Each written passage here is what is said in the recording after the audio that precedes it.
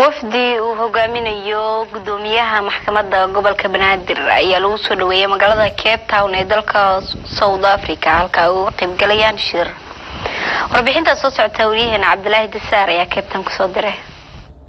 wafdi uu hogaaminayo gudoomiyaha maxkamadda gobolka Banaadir Abukaate Muuse Macalin ayaa waxaa maanta lagu soo dhaweeyay garoonka diyaaradaha ee magaalada Cape Town ee waddanka Koonfur Afrika. waxaana warbixin kooban oo soo dhaweyn ah wafdiga u jeediyay qaar ka mid ah mas'uuliyiinta Soomaaliyeed ee ku sugan garoonka waxaana ka mid ah Abdullaahi Guure Abdulle Muuse Muuda Afra iyo gudoomiyaha jaaliyadda Abdi Alas Guure. بسم الله الحمد لله والصلاة والسلام على رسول الله صلى الله عليه وسلم. waxaan leenahay walaalkeen gudoomiyaha maxkamadda sare ee gobolka Banaadir Muuse Macalin waxaan leenahay soo dhawow welcome to South Africa Cape Town magaalo aad u fiican oo aad u qurux badan oo magaalo xeebeed waay marka waxaan leenahay insha Allah dadkan Soomaalida halkan jooga aad u jeedo oo ganacsatada oo insha Allah hogaamiye dhaqameedka odayaashii axzaabtii u shaqeysa oo nololaysa waxyaalaha insha Allah ijtimaaciga kulligood way soo joogaan waxayna ku leeyihiin ku soo dhawow magaalada Cape Town. Bismillaahi ta'ala wa barakaatu. waxaan halkan ku soo dhaweynaynaa gudoomiyaha Muuse Macalin gudoomiyaha maxkamadda gobolka Banaadir.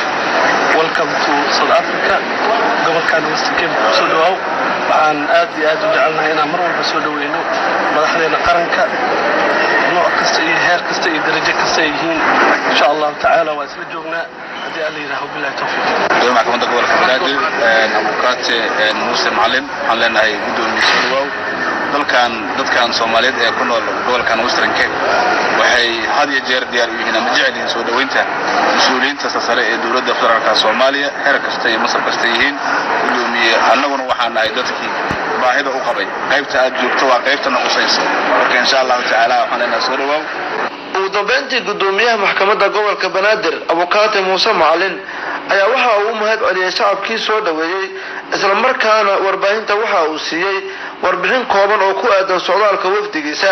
bismillaahi rahmaani rahiim sallallahu alayhi wasallam maxkamad ilaa xiriirta oo sabaysta halkan aan baanay South Africa marka ay shir yeelanaya garsoorka Afrika kaasoo la hadlayo iyada ugu kala marka dad Soomaaliyeed gudaha oo afishan ayaa loo hadlayaa inta badan waxay maanta garsoorayaal iyo khubaro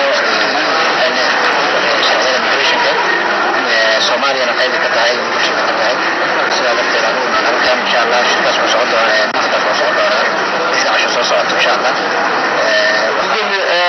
su'aalaha ku celiya Soomaaliya wafdiga ka socda ma kaligaada ma saafir kale kala gudbina si kala jilba kala jiro khubaraadyo marka adiga lixda bisho waxaa ka qayb qaadan doona tiim runtii aqoonsiga u haysan arrimaha taageero arjinina waxay Soomaaliya markaan ku laabano sida jaarkaasi aragtida ka qaaday Afrika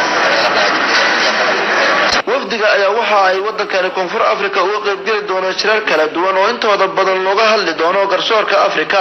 Cabdullaahi Ibraahim Dasaar warbaahinta qaranka Soomaaliya Cape Town Koonfur Afrika.